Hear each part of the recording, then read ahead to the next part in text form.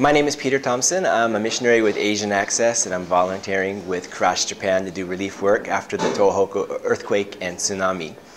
What we've been tasked to do is we're an assessment team. So we arrived on site 1 week after the earthquake and tsunami happened.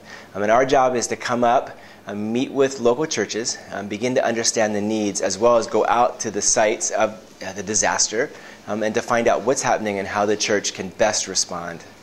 We're also looking to set up base camps from which volunteers can come from both in-country and out-of-country to serve the local church. Right now we have 2 base camps set up to welcome volunteers, and our goal is to set up at least 6 base camps in northern Japan through which volunteers can come in and serve and work with the local church. We arrived on site a week after the tsunami hit and the earthquake happened. And as we drove up into northern Japan, we began to notice the damage from the earthquake. Roads that were rippled, big dips, things we had never experienced before. And we saw a lot of tiles off of roofs.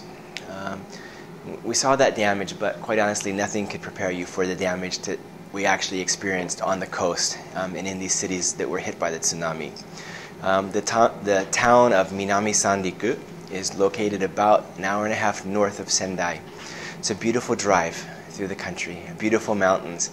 And you're driving there as if nothing happened, except for the road being a little messed up. And you come down through the mountains into this valley to complete and utter devastation. There is nothing left of the city except for a couple houses in the hills and a couple big buildings where the frames actually survived the tsunami. But other than that, it's completely wiped clean. And quite honestly, even having seen the pictures on TV, there's nothing that really can prepare a person for that. The devastation is horrific.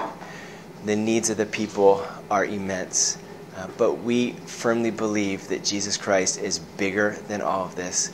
And the love of Christ can take this terrible situation, this disaster, and it can be redeemed for life, for hope, for faith. And so we are up here in Japan, we are up here in northern Japan to bring the good news of Christ, both through relief.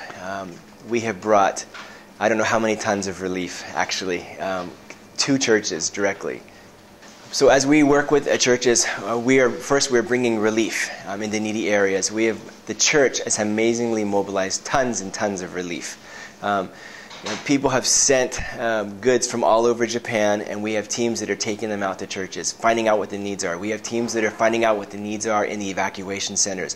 We have teams finding out what the needs are people that aren't even in the evacuation centers, taking it to the people, finding out what they need, and getting it to them. And as we do that, we're doing that in the name of Jesus Christ. We're doing that in partnership with the local church so that they know that Christ loves them. As we assess the situation here on the ground, we realize that this is not a 1 week or a 2 week project. Quite honestly, we expect work to go on for the next couple of years. There are people that will be living in refugee centers for months before they even can get temporary housing. We learned of one local mayor that requested 7,000 temporary shelters, and the government said we can provide 3. So where are those other 4,000 families going to be living? There's immense need here. And the needs are always going to be changing. The initial weeks was about food. Now it's shelter, relief. And there's also the spiritual care that needs to happen for people that have had everything taken away, everything wiped away. The next step is for the church actually to continually identify what the needs of the people are and meet those needs as they come up. We'll be doing construction projects. Right now we're doing cleaning projects, construction projects. We'll be doing camps for kids. Kids they don't have anything left, so what are they going to do? We can go in and we can love on those kids. We can love on the parents. The projects and the opportunities are amazing, and they're too many to count, but you can be involved. Okay? Pray for Japan. Pray for this opportunity. This is a disaster, yes, but God can take this and redeem this for His glory, and He can show and reveal His love to the Japanese people. So pray for the people of Japan. Give money to the effort. You can donate money through a lot of different organizations, including Asian Access, including Crash Japan. The money that will go directly to churches to help them minister to the people. You can come and be a part of the work. Whatever your skills are, we could put you to work. Whether it's building, whether it's teaching English, whether it's just hugging somebody and listening to somebody, you can be involved in the work here in Japan. This is an amazing opportunity also for the church in Japan. And it has been beautiful to see.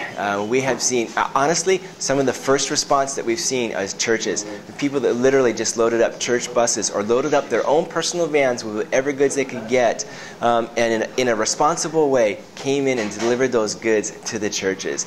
I mean, so it's an amazing opportunity right now for the church to come together as one. And we want to see that unity last, not just through the duration of the response to this disaster, but for decades to come.